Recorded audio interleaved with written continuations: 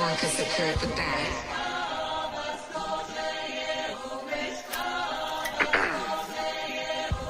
Like, I just ran a whole test with this earlier. I know this works. So, okay. Okay. Let me get this. Perfect. Okay. How are you doing, by the way? I am good. I am crazy busy, but with all good things and exciting stuff, and so um, I'm good. I'm good. I Yeah, you've been like traveling, right? yeah, yeah. Are we going now? Yeah, I'll do a quick intro and then All right. I'll get it all edited and everything. So, Okay, so all we're right. live. I can make mistakes. Yeah, I know. I'm like I'm so glad there's like editing tools and I have people for this because this is great. Great to Okay. connect with you, by the way.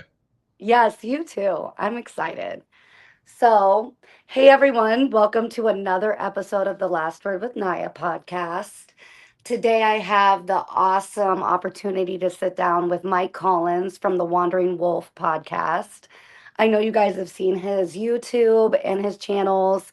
Tap in if you haven't. I'll run the link along the bottom. But hey, Mike, how are you?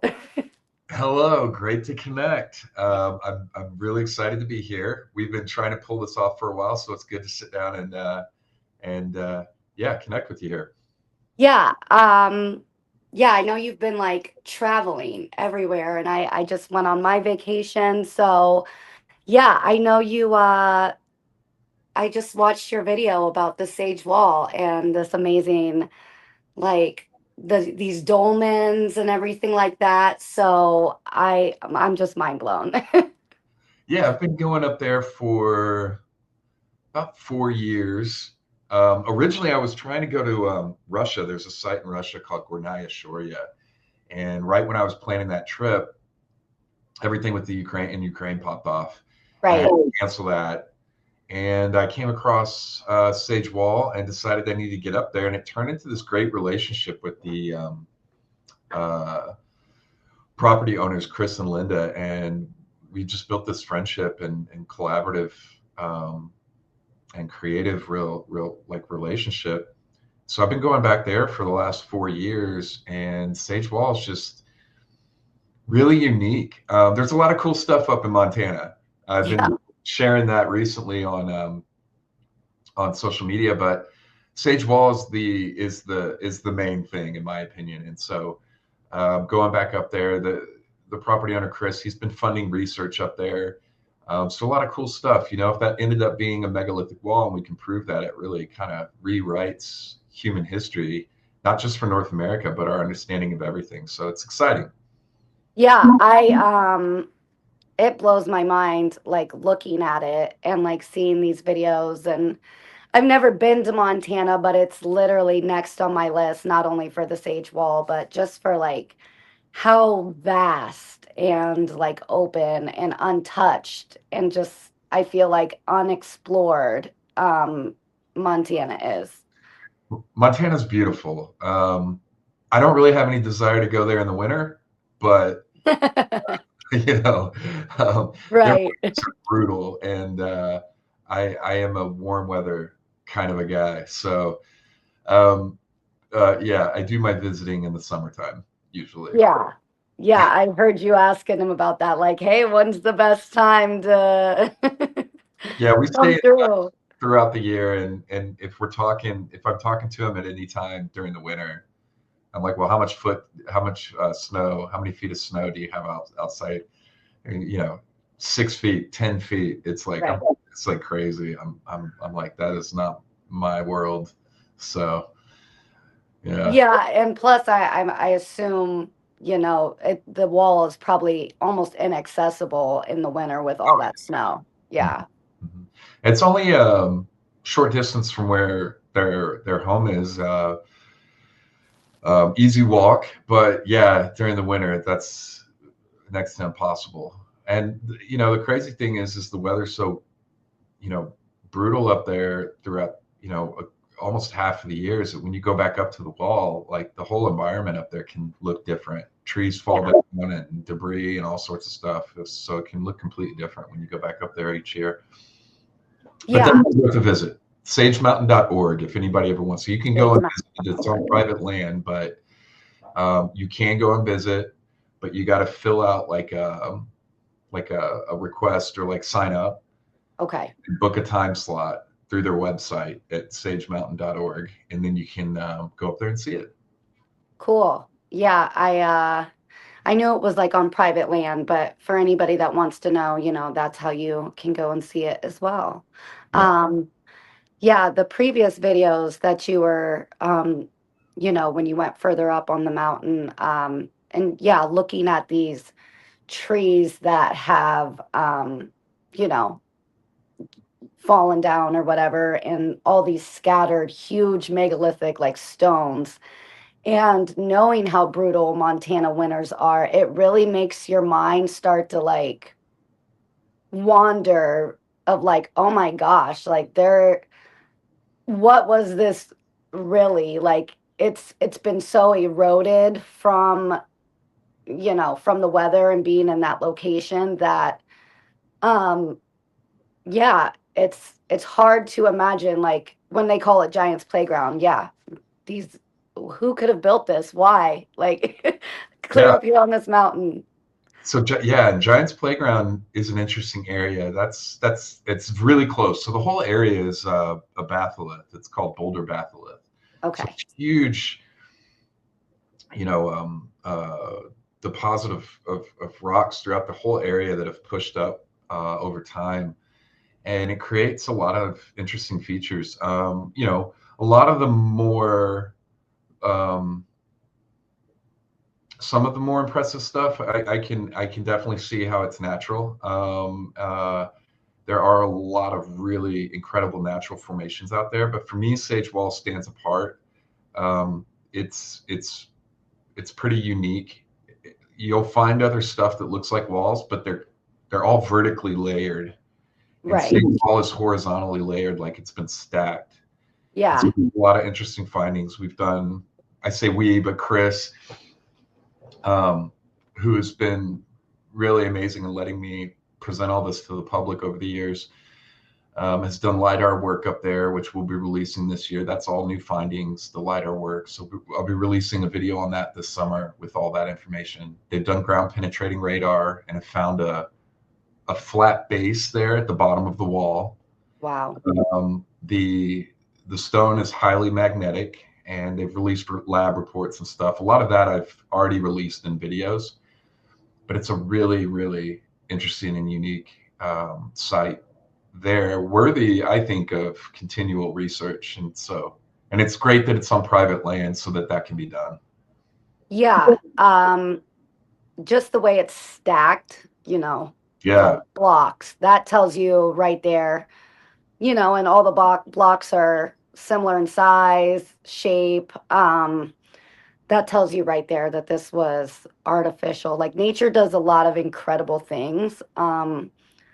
But I don't think it does this. And hearing that there's a base, I assumed, like, I'm like, okay, so there must be, feet of dirt and mountain and everything, it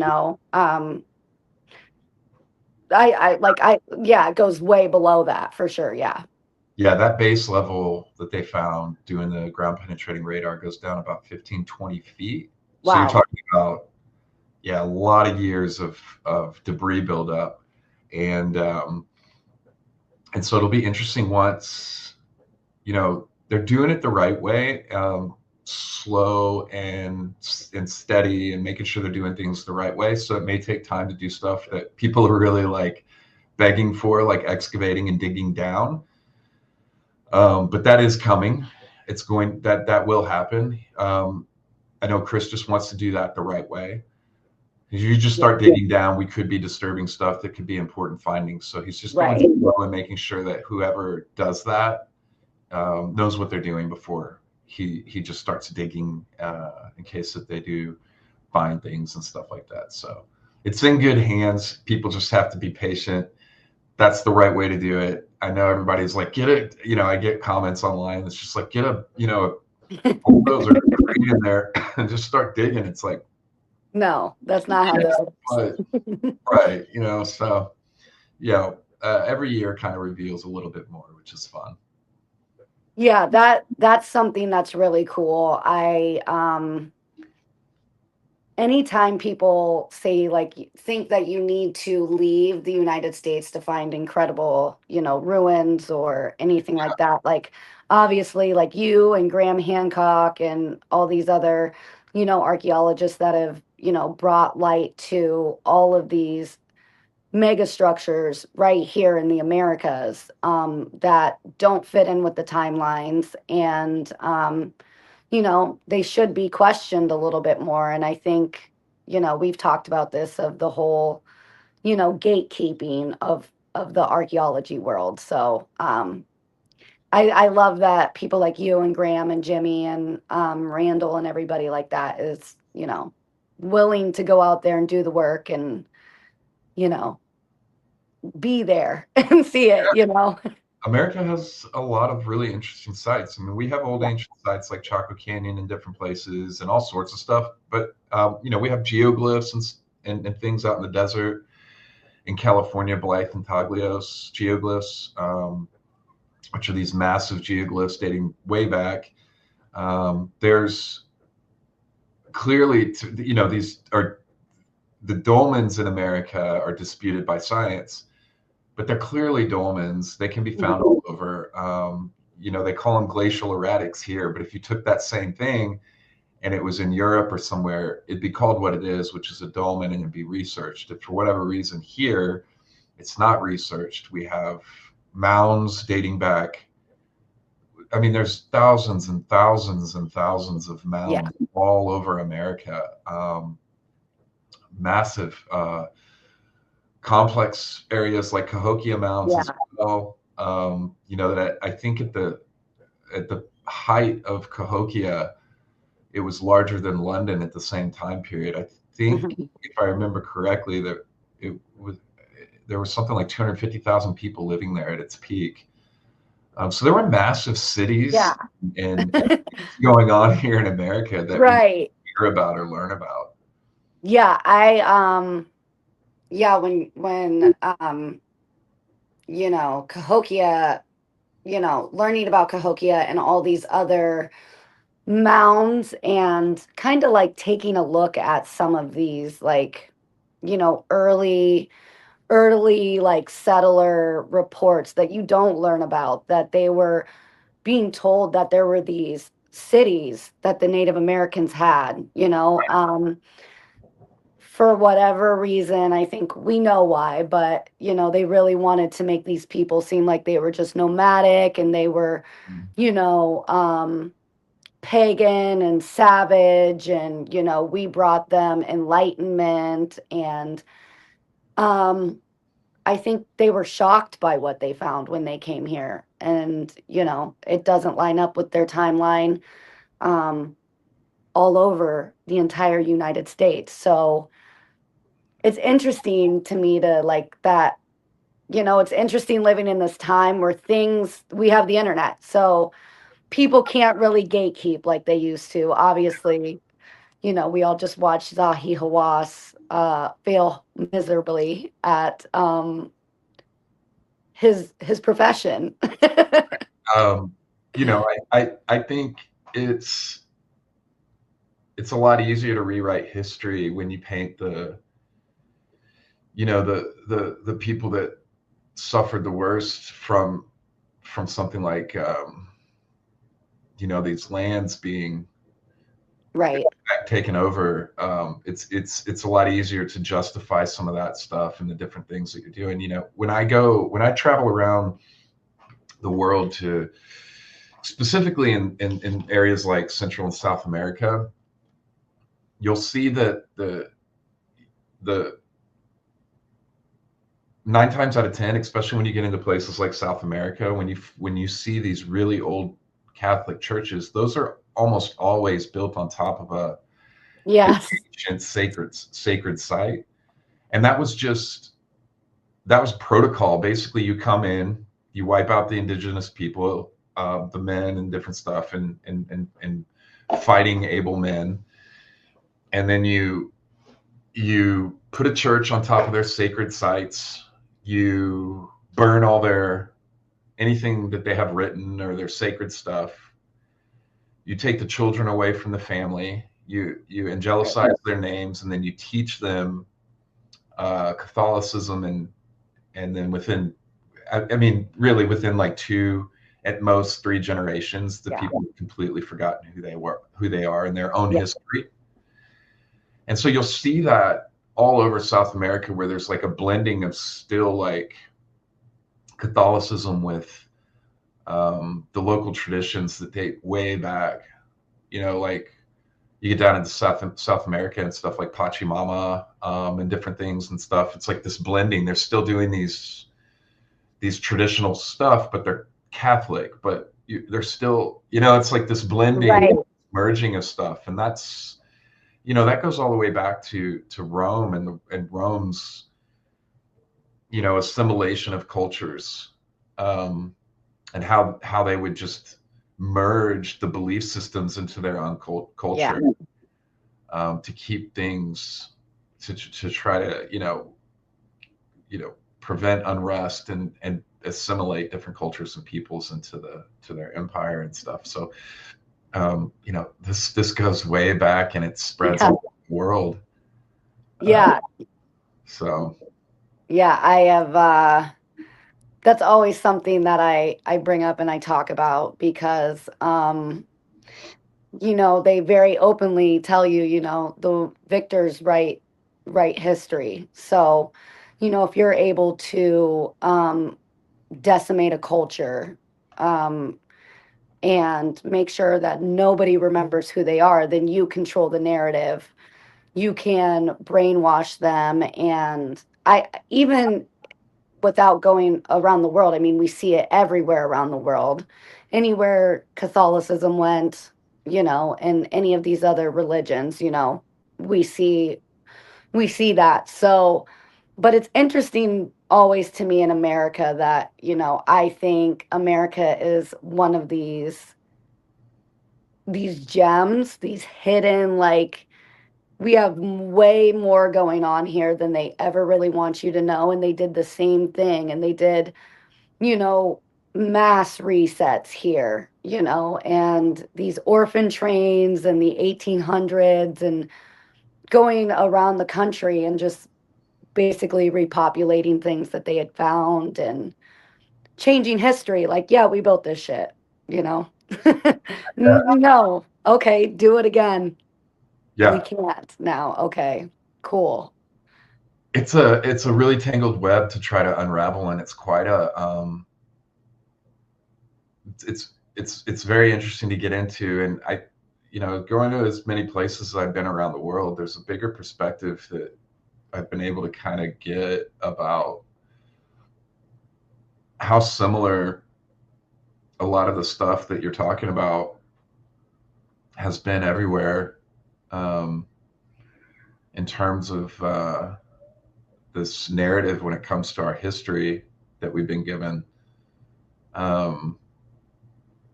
And I think a lot of people in the ancient history community and alternative history and stuff, we're just pulling on strings and seeing what unravels and what holds, and then sharing that so that people can have a greater understanding, like you said, through the internet and different stuff, and gathering information, and have a greater understanding of the bigger picture of like what our collective history really is. At least, I hope that I'm contributing to that in some way. I think for sure. What a lot of us are really motivated by, is a general searching for truth, because I think everybody starts with just a basic feeling, kind of a gut feeling that things don't add up. Right. And so if you keep digging into that, then it takes you down these very interesting trails, which is a lot of fun. Yeah. You definitely are contributing to this. So, I tell you all the time, like, you're living my dream. I would love to go to these places and just be like, you guys are lying.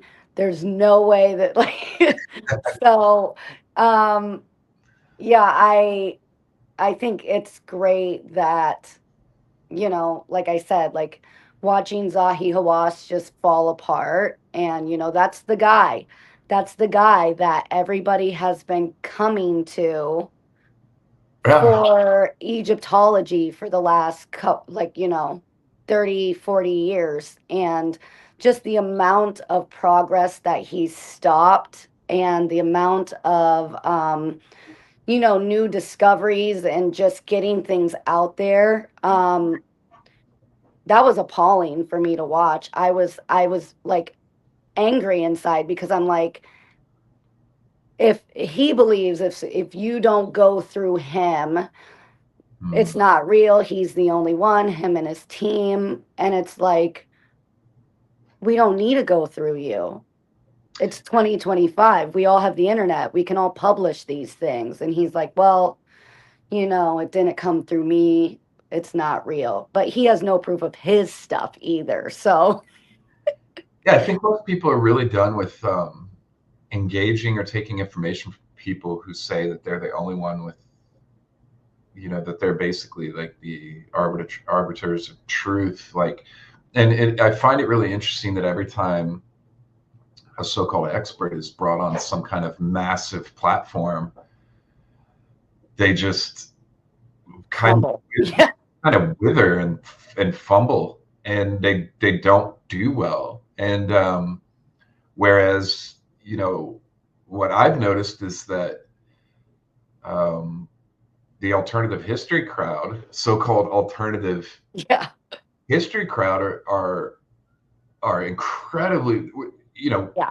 that Joe Rogan experience. When you see Jimmy on Rogan, who's been on there like, I don't know, 4 times or something, Yeah. or every time he's on there, he's sharp as a tack, and You got to come correct on that podcast. so Like, well prepared, and Graham and different people, and then you get these other yeah. guys that are supposed to be experts on there, and they don't hold up, and Yeah. nobody's buying it anymore. And I find that really interesting that the experts just can't stand up in front of the light. When it's shined on them, they kind of wither. They don't perform, and the other side does. So I think it says a lot. I think people are taking notice of that, and Yeah. it's happening more and more, and it's a good thing, because I'm all a fan for you know, call me crazy, but I'm all a fan for something. If it doesn't work, burn it down. Like Right. I'm sick of the systems that being in place that don't work. And I think everybody's getting to that point where they're like, if this isn't working, we don't care if it causes temporary pain, burn it down, and we'll build something new, because Yeah. it's a false paradigm to be operating under, and the long-term effects are worse than the short term from tearing it all down and building anew. And so if that's what we have to do with history and different things that have been passed off as facts for so long. When I travel the world, my recent video that I put out exposing archaeology, it just took 10 years of me traveling the world, showing Yeah. that what you see at these places around the world is not real. It's concrete, it's recreation, they're rebuilding sites. And most of these places that, that the estimate is that most of these ancient sites, the major ones and around the world, are only excavated up to about 20%. And I think that's being very generous. So Yeah. what we're talking about is these sites only really ever get excavated to about 20%. And again, I think that's being generous. So what we're talking about is hundreds and hundreds and hundreds of years of building a history off a fraction of our understanding of what's really going on. So they're taking just a small amount, and have been for a very long time, of what they surmise to know from excavating these sites, up to a very small fraction, and then they're extrapolating upon that very small amount of information, and that's what our history has been built from. Yeah. In areas where we don't have any kind of writing or understanding of stuff, and it's all based purely on archaeology. Um, Yeah. I don't think that that's enough for them to be standing so firmly in their estimation of expertise, of their own expertise. Yeah, I But agree. that's my opinion. I know, I agree 100%. It's really insane to watch anybody, Zahi, Flint Dibble, anybody say that they know for certain these things. And it's like, no, you don't. Watching That's, Flint in the debate with Graham outright dismiss. I mean, yeah. I'm a big proponent of paying attention to body language and the actual words that people are saying, and then their Mhm. body language as well. I think he glanced up at the screen, and when he noticed that it was Yonaguni that Graham was talking about, he just immediately looked away and dismissed it. And he never looked back up at the screen, just continued to dismiss it. He refused to Yeah. even look at it, and he said it was a natural formation. And looking at a site like Yonaguni and outright dismissing it and saying it didn't merit any kind of further looking into or research, just is mind-boggling to the majority of people that would be watching and learning about that. But that's the attitude of archaeology, and I think a lot of it is simply the fact that it may be presented by someone like Graham or Jimmy or myself or different people, that it's outright dismissed if it's coming from someone that they just oppose ideologically. So Yeah. That, yeah, I as well was watching that. Um, I watching him kind of like step around things, skirt things, and just dismiss things like that. Like he was very quick to try and get away from the Yonaguni monument and the structure. He didn't really, excuse me, he didn't really want to go too in depth with Graham on that. And when Graham was asking him, saying, "I've dived there, countless times. Have you ever even, have you seen it? Have you gotten?" He's like, "No, I don't need to. I don't need to." Same as and he, Saxon woman. He said, "I don't need to. I've seen pictures," and I was like, yeah, I get into I don't anymore because I don't engage, but I used to get into it a little bit with people who are like, whose argument was, even in my own community, I don't need to go there. I can see it. I've reviewed hundreds of pictures, and "Yeah, it's no, like, look, fair enough, but there's a difference. I know, because I've also looked at hundreds of pictures of things, and then I ended up going there. And there is a difference. There's a difference between seeing something in real life and seeing and studying something in 2D. Um, absolutely, and so absolutely." I've argued with people about topics like geopolymer and stuff, which I am totally fine with. But a lot of it's been getting into the realm of trying to say that literally everything is geopolymer, and even arguing about quarries, and it just makes no sense. Like, I've been there, I've seen the tooling marks and stuff like that, and they're still attached to the bedrock, and Yeah, different things like that. So there is value in going to places, and it's kind of weird that some of the archaeologists don't have more of a focus on that, just at least to put it in their belt and say that they've been there and seen it themselves. I don't know. yeah. Yeah. Y- I I felt the same way. Like, I don't know how many, before I went to go see like the Mayan ruins, like I've been fascinated with the Mayan culture and the Aztecs and these ruins and all of it for as long as I can remember. So going there was on my list 100%. So going there and seeing it is 100% different. I mean, like I had seen some of these things, but it was different being there and being like, whoa, okay, the Right. scale of these 5 foot, 4 foot people clearing these jungles down to the bedrock before the invention of the wheel and building these massive stone plazas and huge megalithic pyramids. Like, how are you doing this? It's like computer size. Yeah. Yeah. Yeah. I'm like, You're a I, little than that, but a little they tall. were, I think they were smaller than me. I'm just going to give myself a little bit of something there. But, um, yeah, it blows my mind. And, when you went to Baalbek, like I told you, I was like, this looks like giants built it. Like when you're walking through these temples, the Temple of Jupiter, I know they say the Romans built this, but this is just massive scale. And again, they were building on something older that was already a previous temple. Um, Yes, and that's what I then, took away from yeah, was there's two different styles of building there. yeah, There was a ruin. There were ruins that date much further back, and then there's the Romans came in and built on top of it. That right, is what I took from being there and being present. Is that the people that built the upper parts of this did not build the lower part, right, right. and those are a sense of things that you get when you're at these sites. And seeing something in person like the Trilithon stones is just, it's hard to, even seeing it in person, it's hard to comprehend. It's hard to wrap your head around How you move this. that are that massive. Yeah. Yeah. And not just moving it, but then putting it in place and precision. Yeah. How did you lift it, Right. cutting it?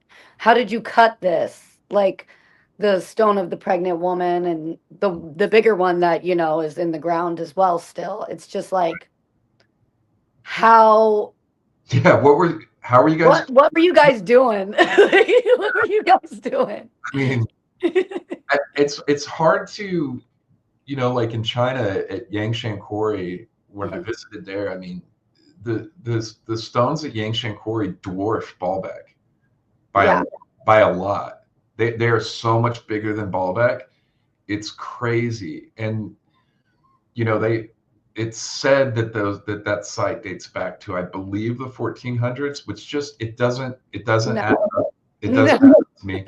There was no one in the 1400s that was commissioning something like that, a Right. ruler or anybody who could have ever thought that would have been possible. Right. Somebody did that thinking it was possible to eventually move those stones, Yeah. and it wasn't anybody in the 1400s. Right. And China is good about keeping pretty good records. Same as I think the Longyu caves as well. Like there's no record of these caves in any mass building project that they've done in Chinese history. It's commissioned by an emperor or somebody, and they keep good records of it. So the idea that there's just these, and they've only they filled with water, so they can't even see a lot of them, but just the scale, like, what did you do with the rock that you pulled out of here? It's never been found. Where did it go? What were you guys doing over here? Like, And Longview Caves is an interesting example because, which kind of ties back into covering up history and the different things that are happening at these sites around the world. I did feature that in the video that I mentioned earlier, exposing archaeology. Longview Caves, when you see it now, there's these carvings on the wall and stuff like that. None of that's original. That's all been added. wow, I didn't know that. Yeah, in recent times. So the carvings that are inside the cave has all been added in recent times. They're turning that place into a major tourist attraction. And that's what So it's. you mean like the motifs of the Yeah, emperors? Otherwise, they were just blank before. correct. Yeah, there was none of that. Oh, None of that's original. wow, I didn't know that. Yeah, but this is a common thing. So, and again, to reference that video, because all that's in this video that I put out recently. I think it's the featured video on my channel page.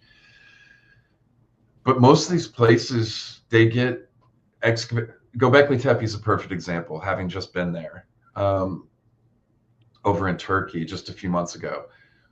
When we went there, that is all excavation. It basically, in effect, is stopped at Göbekli Tepe. They've excavated enough there for them to turn it into a major tourist attraction, and that is now the focus. So something like 5% of Göbekli Tepe has been excavated. And then they've excavated enough, and now it's a major tourist attraction. And that something has happened at some point along the way in archaeology where business and profitability off tourism, heritage tourism, is taken over as the primary goal. So you have a country like Turkey, they find a site's discovered like Göbekli Tepe, they excavate it, enough has been excavated to reveal some major findings. It's now it's rewritten history. It's the oldest ancient site in the world now. Right. And it's pushed back our understanding of all sorts of things in history. And what's happened now is they're turning it into a major tourist destination. They built the roofing system directly into the site, which I exposed. And they're doing the same at Karahan Tepe. They're building a resort at the front entrance to the area. So in a couple of years, there'll be a resort there. Yuck. That can handle tourists, and you'll be able to bus out from that one location with a spa and a restaurant, go see Göbekli Tepe, hop in your tourist bus, and head over to Karahan Tepe. Look, I'm not anti-tourism, right? Like, I want to be able to go visit sites around the world. The problem is when tourism and money takes over to the point where that is the primary focus, where it shuts down any future, where it takes over, you're not able to do real archaeology anymore, and all of that stops, and where you're doing things like building directly into sites, or completely fabricating sites, then in my opinion, we have a bit of an issue. I think that there's a problem there, and that's what's happening, and that's the state of modern archaeology combined with heritage tourism. Now, heritage tourism I think right now is somewhere around, globally, something like, I don't know, over $500 billion a year worldwide. It should be in the next 5 years topping somewhere around 800 billion. So you're talking about in the next 10 years, heritage tourism it'll be $1 trillion a year industry worldwide. So, I don't have to be a genius to put the pieces together to see that there's a vested interest in turning all of these sites into major cash cows. And that's what's going on. When you take Turkey, for example, and a site like Göbekli Tepe, what's happened there is the government, which controls the site, turned over management of the site to the Doges Group, which is a major international conglomeration that specializes in tourism. They've invested, I think the initial investment was something like $15 million to build up an infrastructure. And what they've done is built an infrastructure that's entirely based around tourism. And that has stopped all archaeological work and future discoveries. Now, archaeologists will argue with you online if you try to bring that up and say, no, we're waiting for future technology so that we can do a better job of these are the talking. It's common sense to understand that money is the focus here. It's very obvious. Big business, and that's what's going on. And it's not unique to Turkey. This happens everywhere. If there's a site that can be profited from and made money, it'll be turned into a major tourist attraction with all the infrastructure needed for that. Give me just a quick second. I'm going to do a quick break, and then I want to go down the rabbit hole with this because I have so many questions about Göbekli Tepe and your entire trip there. So give me just we'll do a quick break here. Okay, there we go. My little dog was looking at me and she wanted to go out, so I thought I'd better take her out and do a quick bathroom break myself. So, okay. So we were getting into Göbekli Tepe. That was one of my most I guess I don't know the word right off the top of my head, but watching like you and Jimmy go over there and watching him like disguise himself. All he did is put on a hat. Sunglasses on. Yeah, men are lucky like that. All you guys have to do is like put on a hat and sunglasses and nobody knows who you are. But that was really crazy to watch that. Yeah, like the shuttle taking you guys there said Doge's right on the side. It's them. Um, and then, yeah, the visitor center, getting these tickets, seeing how they've turned this into that resort, pre-resort tourist destination that is clearly about the money. And then, yeah, watching you guys get these just, revolting shots of these metal poles going straight down into the ruins and these holes they were digging that you guys were getting these shots of that they just like thrown boards over and then you like look past the board and it goes down 30 feet 20 feet and then broken T-pillars laying around. That was really hard. It was really hard for me to watch. I was like we are outright watching them destroy our history. And the coincidence of you guys being there when they were, getting the last of these trees out of there. Yeah, that was incredible. That was meant to be for sure. Yeah. I mean, after Full Jimmy circle. put up so much online that he was able to kind of force their hand to remove those trees. Yeah. And then being there on the last day where they were removing it, and catching that on camera was, it was pretty surreal. And archaeologists were online defending that, including Flit Double, for over a year, defending the fact. Like, I've been around the world and I've seen, I've been to really far out locations, but different sites and stuff that are really hard to get to, and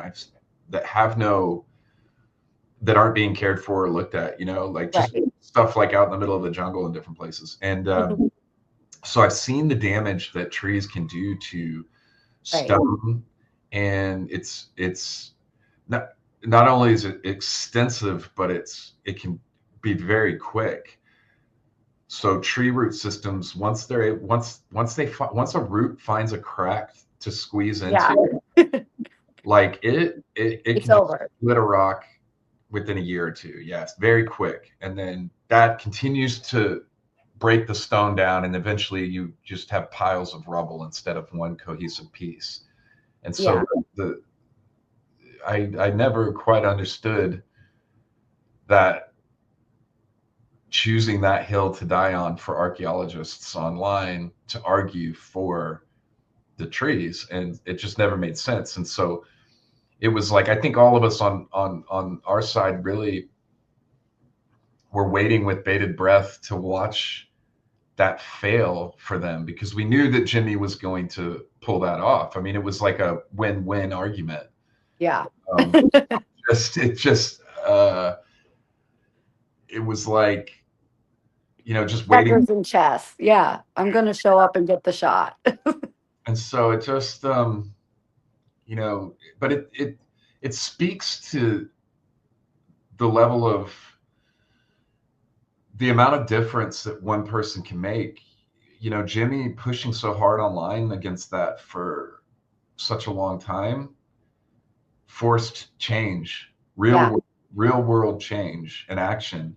And so it's encouraging to people that are doing what I'm doing to keep going on and keep doing what you're doing, that people are making a difference.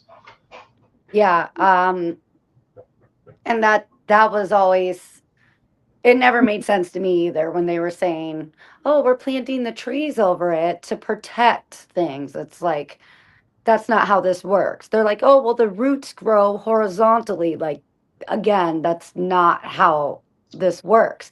Roots go down to find the water. They're not just going, this isn't how this works. It's like and yeah, it's so crazy. the profession, or to the institution, not the profession. It's like this blind adherence to, it's like Facts. just, yeah, to protect the institution of archaeology, not the actual practice of archaeology. And it's, this almost like this protecting of this being held up in the public eye as experts, and so nothing can be questioned. And that's not especially online, which is where they've chosen to kind of take this battle. They're just not going to win. That's not how it works online. People have their own opinions. Not only do they have their own opinions, but a lot of people are anonymous, so they can say whatever they want. Yeah. So you just don't have the ability to control the narrative, so yeah, that's huge. That's why guys like Flint Dibble block literally everyone who says one thing. If you could try it, you could just go on to, and I think he shut his account, so you can't even engage on his stuff unless he follows you. That's what these guys do. And if you say anything that's out of line with what they think that they would consider a disagreement, they'd block you. Right. And so you can't even have a conversation. Even people that want to just have a normal conversation, which a lot of people in the ancient alternative history crowd would love to do, they won't even do that. They won't even engage. So it's just weird to position for guys like that to position themselves so publicly as the face of a profession, but shut down all discourse.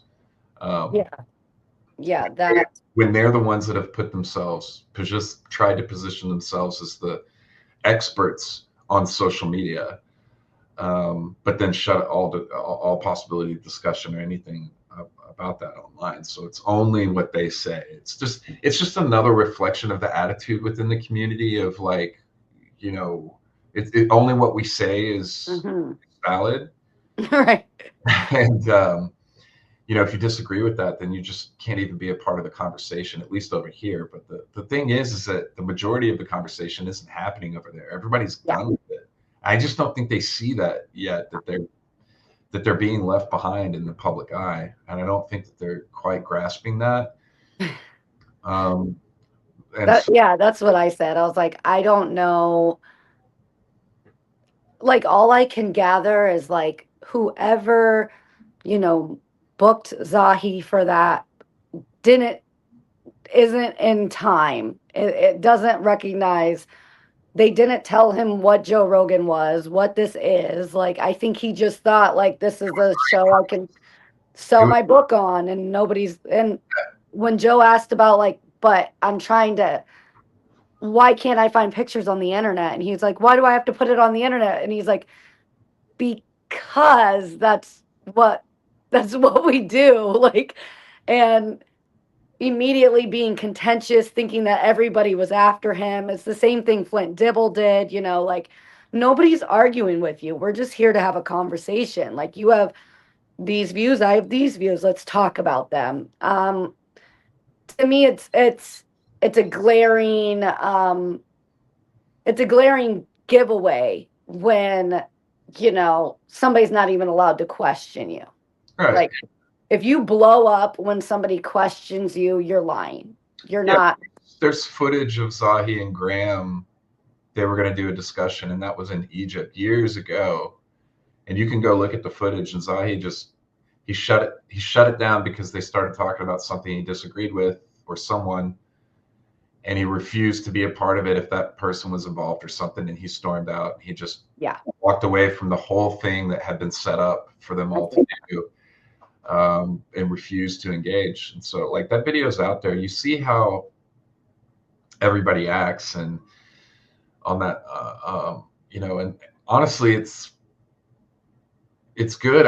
My opinion is to keep giving people on the other side, like archaeologists and stuff, the platform to come on and talk about things. Right. Because it does it on its own. Like, it's not a great track record. So they're doing the work for you as what they consider Yeah, and by the way, none of us on this side, if an archaeologist or somebody is coming on and spitting facts and saying things that are relevant, none of us are against any of that. We want to, that's what we're all about. We want to hear truth and different things like that, right? So, Yeah.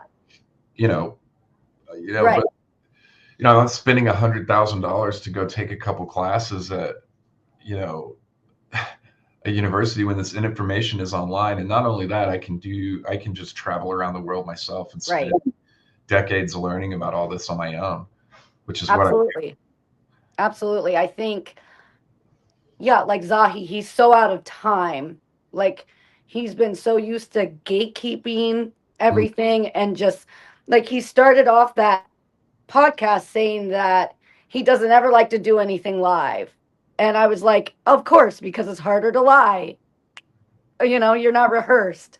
And Right. then the more Joe asked for proof, then all of a sudden, oh no, we're going to do this thing live. We're going to show you. We just need you to tune in. And it's like, but you just said you hate doing things live. And why would we have to wait for you to do this live? Like, no, it's curated that you have questions that you're going to be asked. You're going to pretend it's live, any of these people on Discovery or History Channel, Josh Gates or any of these other guys that have gone and done these, excavations with Zahi have a strict script to keep to with him because if you piss him off, Yeah. it's over for everybody and we're not going to be allowed to do this anymore. Yeah. And they'll, you know, ban you from the country or the sites. I think Graham was banned from Egypt for a number of years. Yeah. So Just crazy. yeah. You can't come play in my sandbox because you found some shit I didn't. Okay. Yeah. Him saying that he's seen I know every grain of sand in Giza, and it's like That's wild. we know that only 10% of this, if that, has been excavated. There's no way you he said he found the Osiris shaft. I was like, what? Like Yeah. I don't think that we can look this stuff up. That's why people like Jimmy and you and Graham, it's like the people that have the proof are able to go on there and sit with Joe for 2 to 3 hours, calmly discussing this and openly saying like, um, honestly, I don't know. That's a question I'm asking as well. I'm just leaving it open. Jimmy and Graham also do a great job of that, of saying like this isn't a definitive thing. I'm not saying it is this. I'm just saying that it's very, very coincidental that these things seem to match up, or it contradicts what they're saying in this way.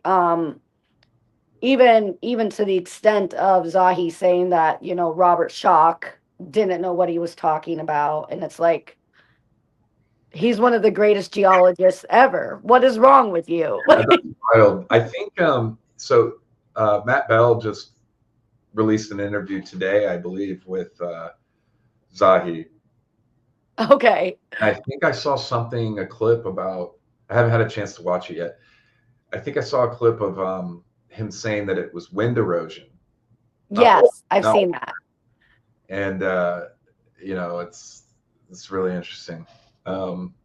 Right. Because I mean, I Look, don't know why we take 12 years of school learning what things are. We took geology. I, Like, I've been down there. I've been walked all around the Sphinx, looked at it up close, looked at all that, and so that's certainly what it looks like to me is water erosion.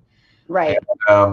unfortunately, they're encasing the Sphinx right now. Again, this is in that video. I Yeah. show it. It's they're encasing the Sphinx in modern stone.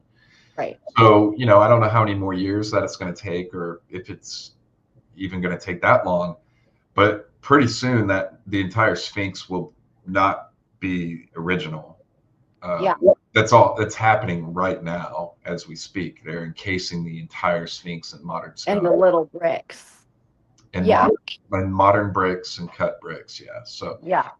you're not going to be looking at the next generation of people that come along, they're not going to be looking at the actual Sphinx. They're going to be looking at a modern recreation that covers the outside of the Sphinx. So you won't be seeing Facade. the Sphinx. Yeah. Yeah. Yeah, and that's too bad. I just got back from Arizona, and one of the places I went to go see out there was like Montezuma's castle. So and looking into this and talking to them more and finding out, when they were doing restoration to it, seeing the pictures of them doing the restorations in the building style of the Native Americans, with the mud, with the sticks, and building it into the mud brick that meshes with the canyon instead of, concrete or whatever. And I was like, see, this is exactly how you're going to do it. If you're going to do it in the way that they're telling you that they used to do it. Obviously, like in Egypt, cutting these stones and moving them in that case is a little bit different, but there's ways to do this where you're not pouring concrete over these ancient monuments and these ancient, priceless ruins. It's yeah, it makes me upset. I know we have to preserve them, but you know, you guys are screaming from the rooftops that you know how they did it, and showing us these primitive ways that you think they did it. So do it. But yet they can't recreate it. They have to use Right. I think it's, you can rebuild these sites like they do everywhere with concrete. I mean, you go to Teotihuacan, all of that it's one of the biggest pyramids on the planet, and it's all concrete, all of it. Every bit of it, of the exterior of that massive pyramid, is concrete, Right. with stones stuck in it. And then, you could keep these sites as active archaeological sites that are being worked, and people would pay to see that. People would pay to go see these sites being worked on and uncovered. It'd be a living, breathing site, but that's not what they're doing. They're just building Disneyland parks all over the place. Basically, it's just an amusement park. It's what it turns into. I mean, I've been to Chichen Itza over the years, and it's continued to grow and grow. And it's just, you walk in, there's a restaurant, there's shopping, there's stores, there's, this massive, queue for tickets, and, and you go in, and there's vendors selling stuff everywhere. And then, it's a whole thing. And, these sites, like Göbekli Tepe, for example, you could go there and continue the excavations, and people would pay to see that. Right. I would. I would as well.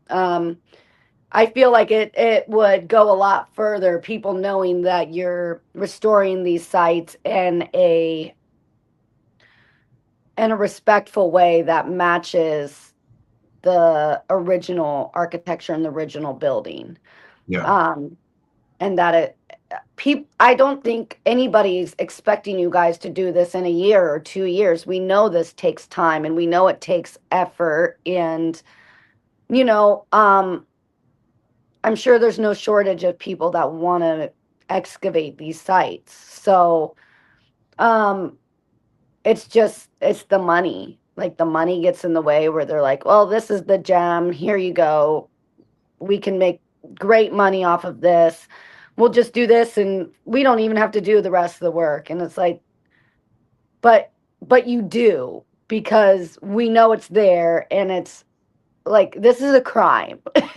This is a crime to be building over these things. And I remember the videos of I think when the war in Iraq first kind of started popping off, and the Taliban going into these museums and places like that and smashing these tablets, destroying these sites, blowing them up, all this stuff. And I just like, I was young at the time, but even then I was just like, oh my God, like that to me is almost worse than anything because you're intentionally destroying human history in a way that can't be replaced, it can't be replicated.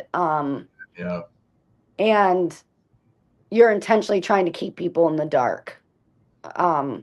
And seeing those broken T-pillars, and me personally, I think they found something there that they don't want people to really know. I think the fact that they already know that it's the oldest site on the planet and pushes back to, 11, 12,000 years, if not older, I think that already scares them. Agreed. Especially the way, the entire world is built off this Catholic faith timeline of the Jesus timeline of 2,000 years. And we have to make it make sense with that. Otherwise, if people know that we were building these structures like this and not worshiping our God, then they have questions. And That's a great point. You tie into, a lot of times in different cultures, especially at a site like Göbekli Tepe, there could be issues, all sorts of issues with the modern day government and people that are in positions of power, and it conflicting that site and its whatever findings conflicting with the accepted norms or religious norms or whatever of the current population there, especially if it's different, or doesn't gel with that. But it's quite a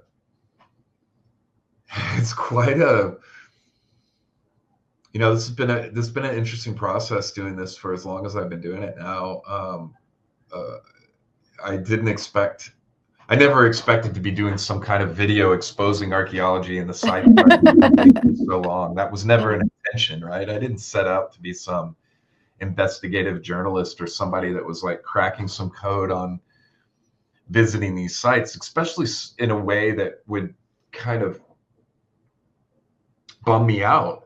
Because now I got to go back and look at all these different places that I've been to, and I'm like, is that real? Is that real? Is that a recreation?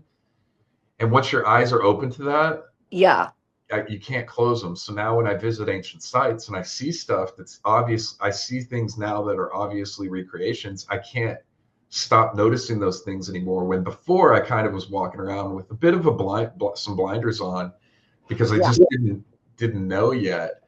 And so it robs maybe not for other people, but for me, it robs a bit of the mystery or the experience. I've been to places like in Egypt where I've seen people crying and having these moments in front of stuff that I know is all a full-on recreation and content. Right. And that sucks. I mean, think about that. That sucks. 5 years from now is thinking about that special moment they had in Egypt, and then they come across an article or watch my video and they realize that thing they had a special moment on was just a full-on recreation of concrete. Yeah. That entire statue was just poured concrete. Embarrassing. It sucks. and if that's the standard MO for rebuilding these sites, then there should be some kind of thing explaining all about the process that went into rebuilding a site. Yeah. Sometimes it is necessary. I'm not saying it's not always that it should never be done. I'm just saying that I think that there's just I think that most people don't understand how extensive it is. Yeah, I agree with you. And that's funny. I think about that too. Like you're over there crying in front of this or being like, I touched it. I felt this God. I understand it. Like, nothing. This is literally poured concrete mold Yeah. that has zero meat. So, No. but Um, that's why I but yeah. focus so extensively on megaliths and Mm, megalithic sites, is because when I walk up to a place like, at Baalbek at the Trillathon, or it's real. Sacsayhuaman, Yeah. or different places like that, I know that what I'm looking at is ancient and Yeah. has not been messed with, right? So that's why I do everything, but my main focus has been megalithic Yeah. structures. Uh, Especially in Peru. It's oh, like, yeah. and um, I was just listening to somebody the other day talking about how, and we were just talking about how they, build these churches on top of the Peruvian ruins of the Inca, and um, that they get these earthquakes and it knocks down all their shit, but the ancient ruins are still there. Mhm. So after enough time, they just build into the ancient ruins, and how you'll see like a McDonald's and it's megalithic walls inside, because that's the only way things are, One one of my favorite places to go and use the Wi-Fi and get a coffee is Starbucks, which is built basically on top of, it's right in the Plaza de Armas in Cusco, where all the megalithic structures are, and it's part of a building like that. Yeah. It's just a Starbucks on top of some stuff like that. It's crazy. Yeah. Yeah. Even in Rome or anywhere like that, you just see that. I live in the Midwest, and we get potholes here, and because we get winter, and it's just like, uh, but these Roman roads are still like usable. These Inca roads, these Peruvian Inca roads and Aztec roads, you could still easily use them, versus like, hey, why do my roads break down in a year? I think one of the big things is that, you know, ar- archaeology and science teaches us that we've been on this linear path of Mhm. progression. Yeah. And I think what most of us are understanding is that that's not the case, that it's more cyclical, that we've had rises and Yes. falls, Yes. and that, you know, one of the big points of contention, that or the one of the main points of contention between someone like Graham Hancock and Flint Dipple is, Graham is saying that he thinks that there was an ancient civilization, that advanced civilization, Yeah. that was peak level. Like we think that we're so advanced, but Yeah. We think it's us. yeah, and I think we think we're so advanced, but Right. literally everything that we create like kills us. Is like has Absolutely. a detrimental effect to us, and we are not in tune. There's all sorts of science and stuff around things that are in harmony and work well with nature and our environment and the world that we live in. And so, you know, what what I think personally is that there were ancient civilizations, but that were advanced, but they were very different from ours. Yeah. So I agree. a lot of times when we're arguing, it's just about with people that disagree with us. It's really about perspective, because they think that the only way to be an advanced civilization would be that if it mirrored what we have now. Yes. And Yes. that's not what we're saying. We're saying, generally, most people, I think, in my space, are saying that we think that there was advanced civilizations, but that they were using all kinds of stuff Right. that we don't use, that methods and science that were advanced, that Yeah. we're not tapping into right now. And so I think that is the big difference here. Is just this fundamental like difference of, we think, I think that people were advanced. I think that there was an advanced civilization. I just don't think Yeah. it was anything like ours now. I agree. I agree. Uh, yeah. Everything you're saying is like thoughts I have in my head constantly. And like, um, yeah, I mean, they're telling us how they did things. And to us, we think it's a myth or made up because we don't understand it. And, the difference in time, like the whole magic versus science.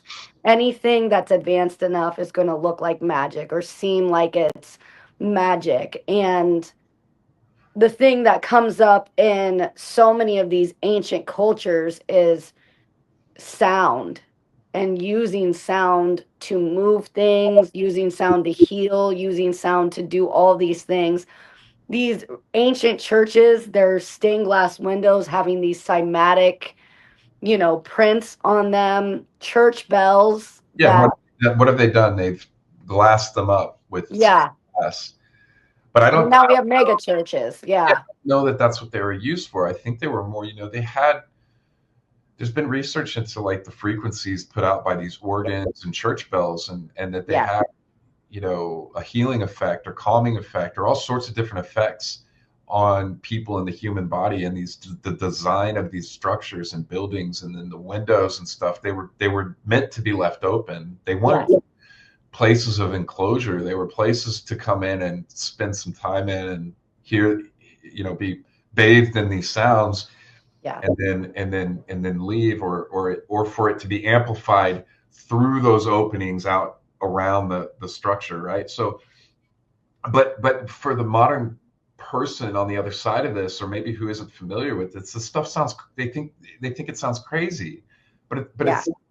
it's not. If you dig into the science, like there's people digging into the science around somatics and all the sound stuff that you're talking about, that are starting to show that. Why some of that doesn't get more attention, I don't know. I've always been really into some of that stuff. Now I don't go Yeah. into any of it on my channel. I mean, I'm focused kind of like, I'm basically like a travel vlogger that goes and visits ancient sites and takes you along with me. But I don't know, maybe at some point I'll dive into some of that, but it's all really interesting stuff that I think people would really, there's a wealth of information online on YouTube videos and stuff that you can dig into about all that. Yeah. I've especially, I would love to go there. I'm not sure if I want to deal with everything that comes with it, but India is a great place to go and and look at these cymatic patterns. India's the hard one to pull off. I've tried planning a trip to India 3 times, and something's happened every time that's kind of Yeah. prevented me from doing that. And I think maybe next year might be the year I get over there. Cool. But I also feel Okay. like India is one of those countries where it's like a week-long trip over to India is not going to cut it. So No, there's so I'm looking much. at like doing a month or two in India. Mhm. Yeah, because I mean, North India is like North India is where the British hit the hardest and has the most, they have temples, but their temples are primarily, destroyed and rebuilt in a different form, whereas Southern India, that's where they were really able to preserve a lot of their history and a lot of these temples. They always say, like because of North India, their fight saved saved South India and them being able to keep their temples and keep their history in the way they have.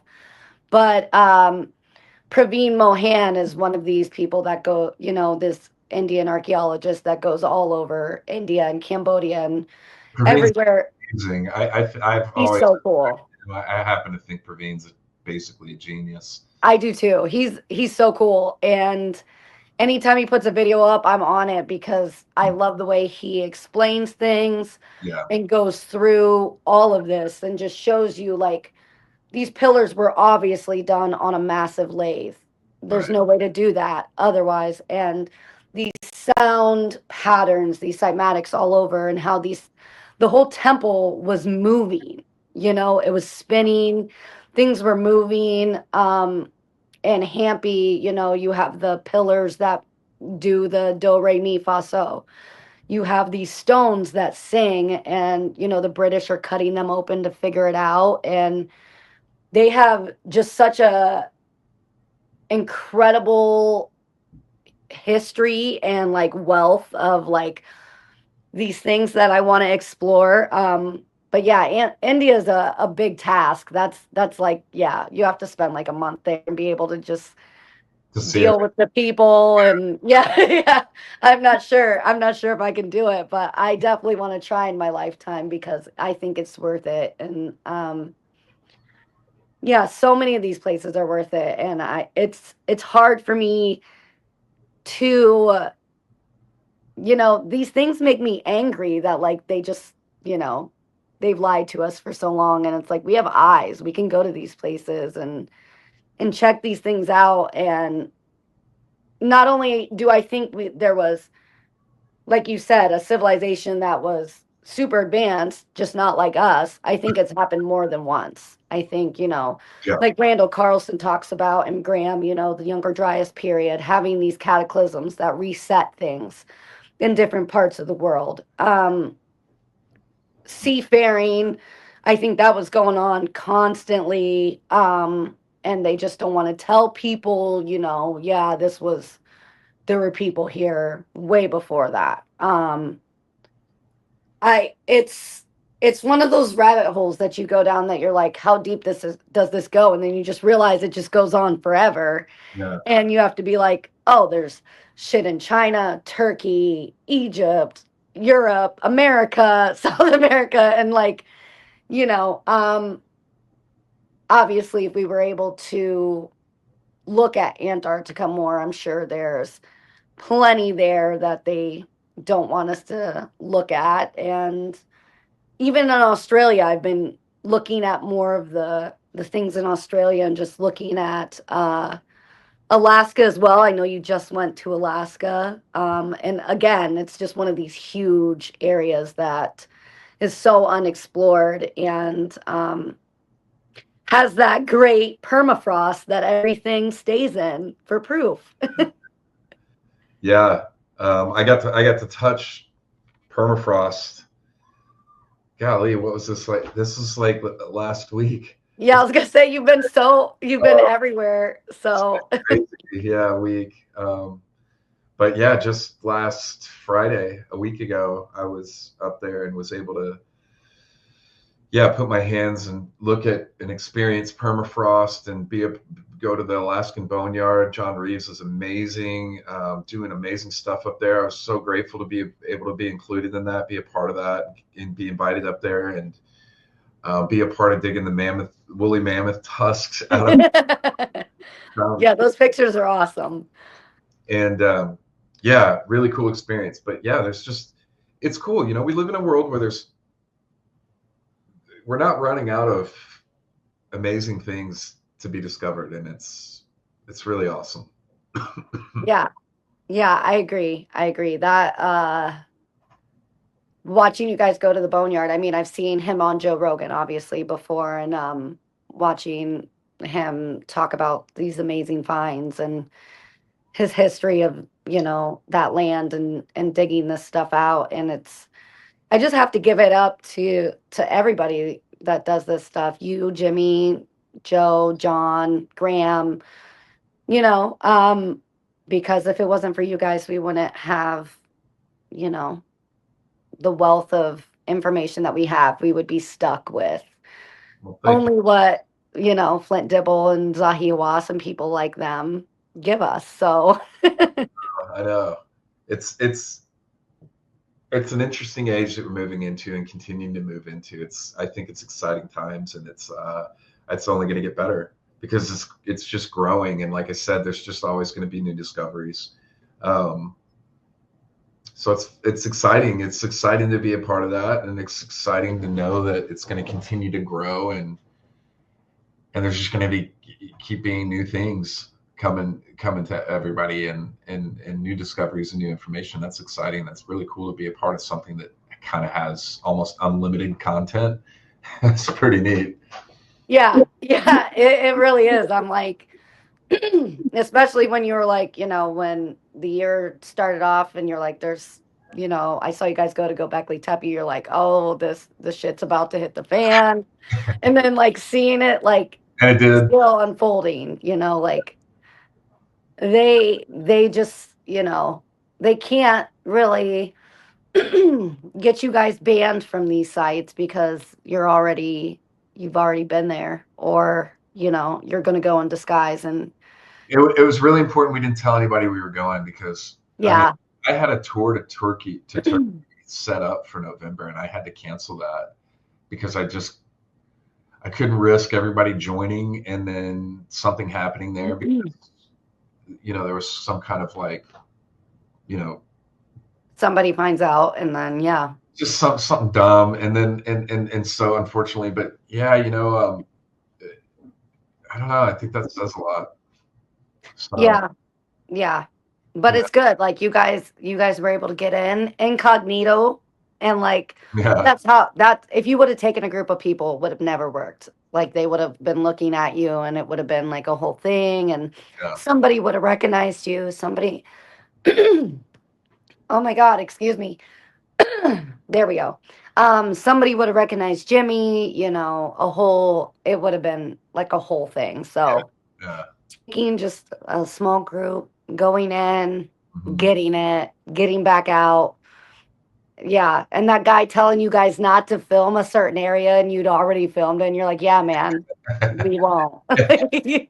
Cool, bro. Thanks for letting us know. Yeah, deal. Yeah, and we had friends that went over there shortly after, and they wouldn't even let them near those areas that we. Yeah. That's They because they saw your video. Yeah, they don't want people looking down in there, so it is Yeah. what it is. But I think some of that stuff it's worth like maybe taking a little risk to expose because I think it's important people see what's being done, especially if they're not being transparent about what they're doing. Because they Yeah. could actively be transparent. I think there's only one reason why you wouldn't be. It's because you're doing something that people wouldn't It's like. because you're up to no good. Yeah. No good, yeah. So Yeah. I agree.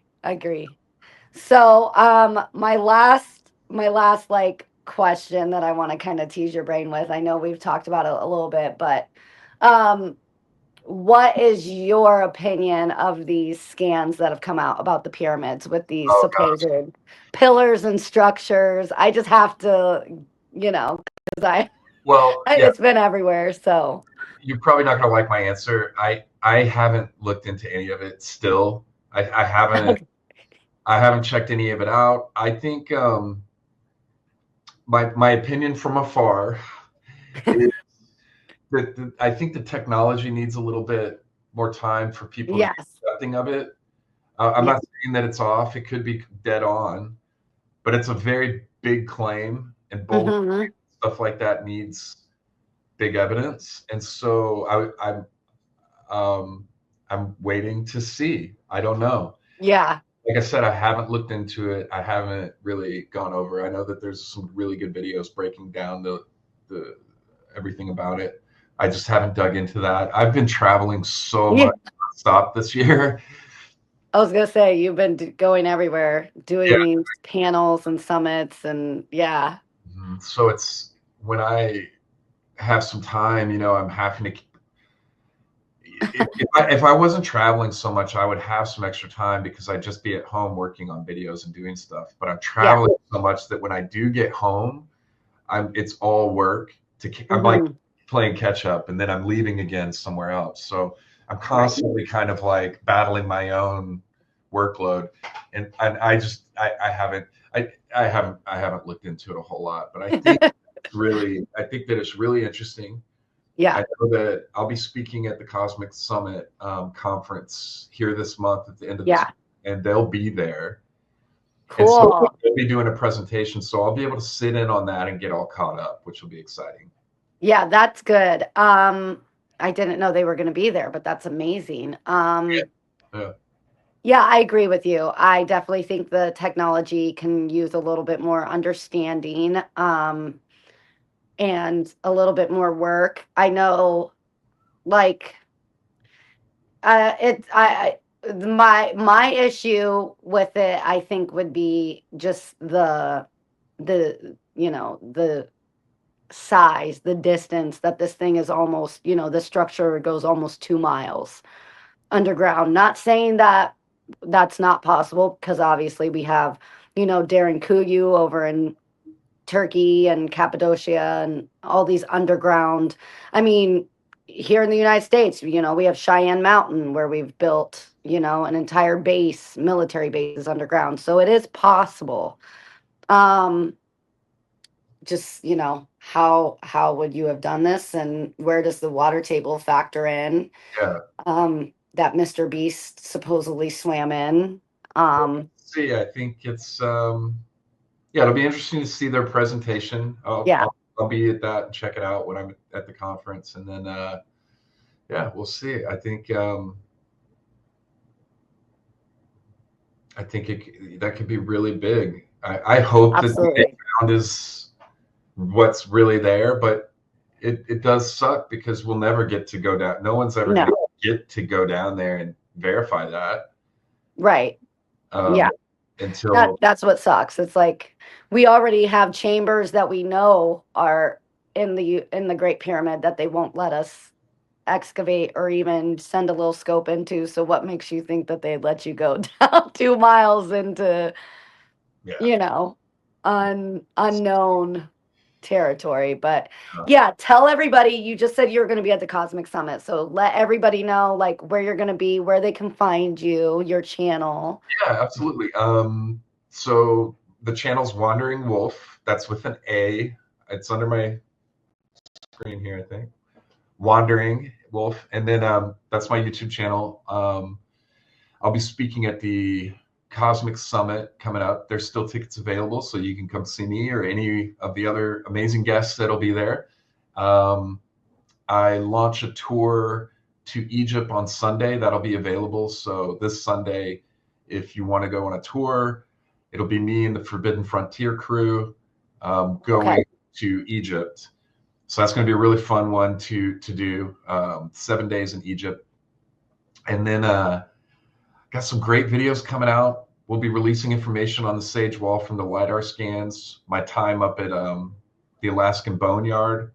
I should be dropping some stuff from Easter Island and some other places that have been to. Angkor Wat, Easter Island, Egypt, and some other videos coming out here pretty soon as well. And golly, I think that's it. I'm updating my website. It's wanderingwolfproductions.com. There's going to be everything will be listed there for people to find as well. Cool. Yeah, these are all going to be amazing episodes. These are all places I'm like super interested in. So I don't know how you find the time. I don't know how you find the time to like go to all these places and be like, oh yeah, I took videos, edited it, put it together. Here you go. There's also drone video. I don't know if you can tell, but I just don't get a lot of sleep. Yeah, right. My eyes are always like halfway closed. I'm like, yeah, well, I mean, somebody's got to do it. Somebody's got to be out there doing it for us. So, this was awesome. I want to do this again, super soon and get more updates. And of course, I'm trying to plan on being at that Cosmic Summit as well. And hopefully get like some in-person interviews with you as well. But otherwise, this was great, Mike. absolutely. Thank you so much for having me on. It was really good. I know that we've been planning on doing this for a while, so it was great to finally sit down with you and connect. It's really, I'm glad we finally made it work. Yeah, thank you. Yeah, no problem.